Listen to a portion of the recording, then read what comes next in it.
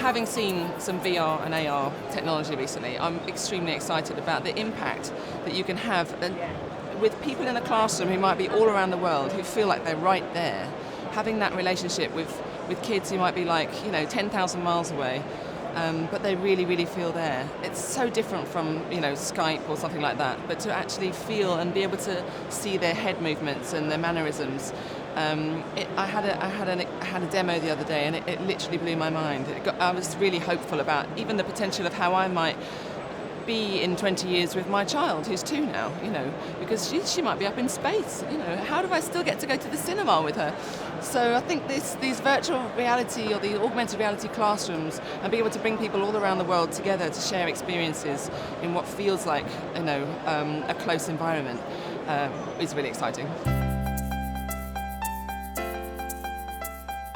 I think the biggest challenge that we face at the moment, in terms of the data that's out there and how we can discover things, is what is starting to become very prevalent, which is the filter bubble.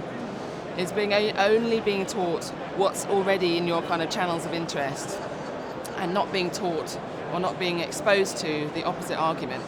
So I would hope that we would start to see a bit more of that come in also into education, the direct opposite or the anti, whatever it is they're trying to teach you, to really try to understand it from the other perspective. And it's so important, especially with terrorism, to be able to have empathy and to be able to understand the context of why and the history of that, and be able to shape a curriculum or a journey for a child through education, to be able to find the things that are relevant to them and adopt that a bit more into their own learnings, rather than it just be so structured about things that they have to learn.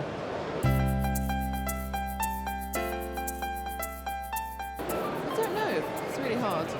Probably something I haven't even noticed that's just kind of happened and has seeped into my creative thinking.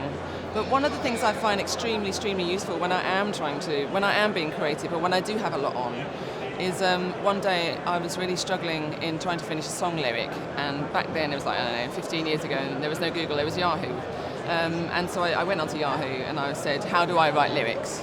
And I came up with this answer that was in some blog where somebody said, only do what you can see in the headlights.